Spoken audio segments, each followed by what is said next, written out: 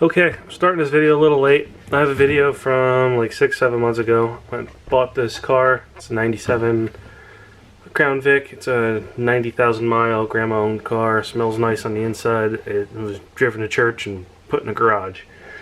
I got into a fender bender. It's a Copart car. I'm going to rebuild it. Don't know why I bought this car. They don't hold any value. I went to a U-Pull-It yard the other day. Found the parts, same color. They were 140 bucks or something like that.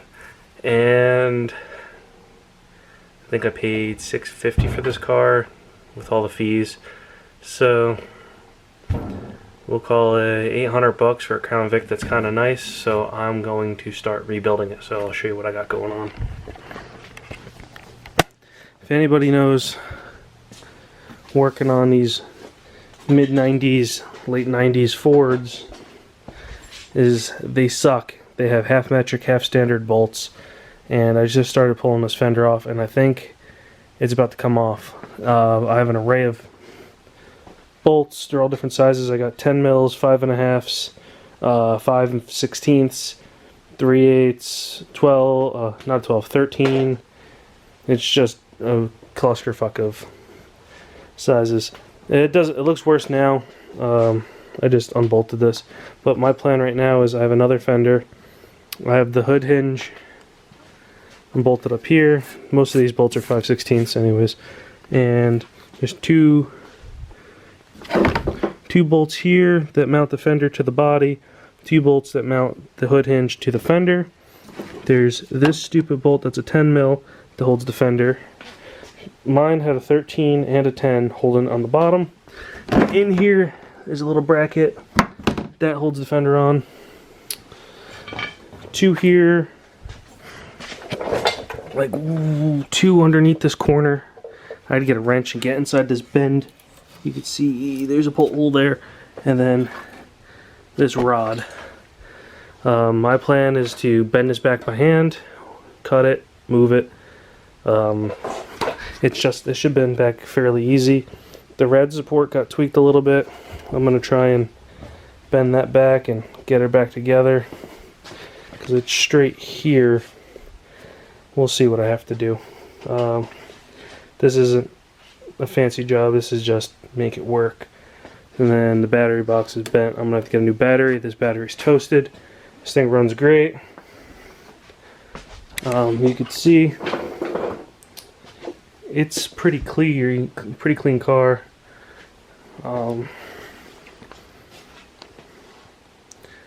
Yeah, it's only got 90,105 miles on it. It's got these old school wheels, and they got these weird pans, because that's how it goes. So they got it like that. I've never seen that before. Trying to find all the bolts. There's a couple bolts here, here. So I'm just tweaking on this. I have parts outside that are waiting to go on.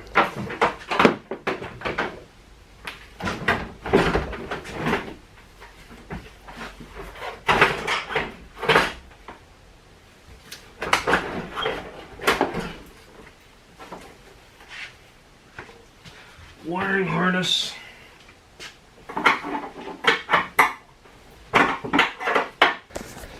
I forgot there's one bolt holding this inner fender to the fender. And now I gotta play with the wiring harness. It should come right off.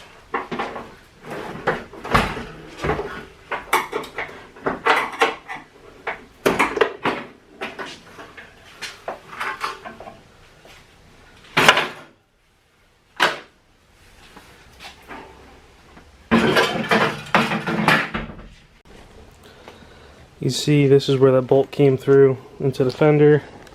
It's got all this clips for the wiring harness. Now I gotta bend this all straight. Probably gonna go back to the junkyard and fix that, bend this straight. I got a new bumper cover. The bumper cover is kind of shitty. It's a shame. It's a shame these cars held zero value, so nobody took care of them, and The newer Crown Vics, they have a little bit more value than these. But yeah, everything is shitty if you could even find parts for them, so the paint's flaking off of it, but it's better than a no bumper or ripped bumper. So it's silver and it's flaking off. It had bad prep work, I think it was painted before. I got the header panel, a new headlight, and the fender, and should match okay. It's the same color, it should work. I just gotta bend everything back straight, pull it. I might get a little creative. I might have to stick the engine hoist on the rad support, give it a crank up, some hammer, some weld, some cutting, hide some of the repair. This is just going to be a cheap, I don't want to butcher it, but it might be slightly butchered. You're never going to see any of it. The car's a tank, it's not going to affect anything in the crash zone. And I'm going to drive this fucking thing. Got the fender on.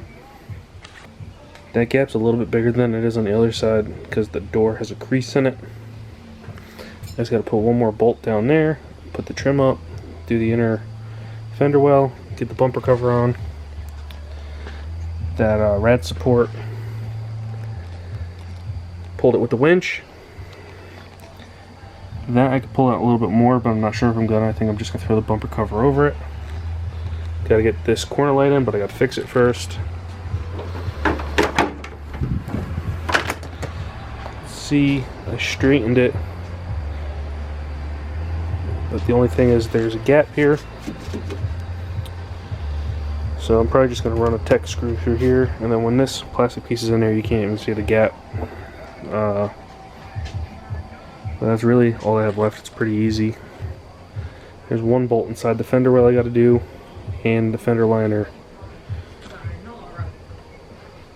to the fender.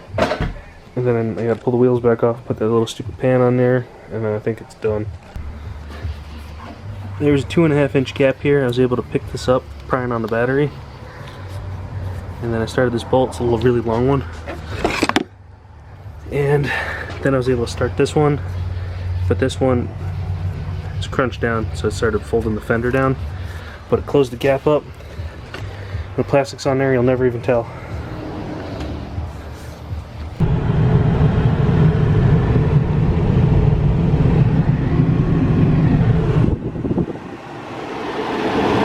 So I'm driving the Crown Vic back to my house to wash it, and driving great. It's very floaty and boat-like, very smooth and comfortable ride. I never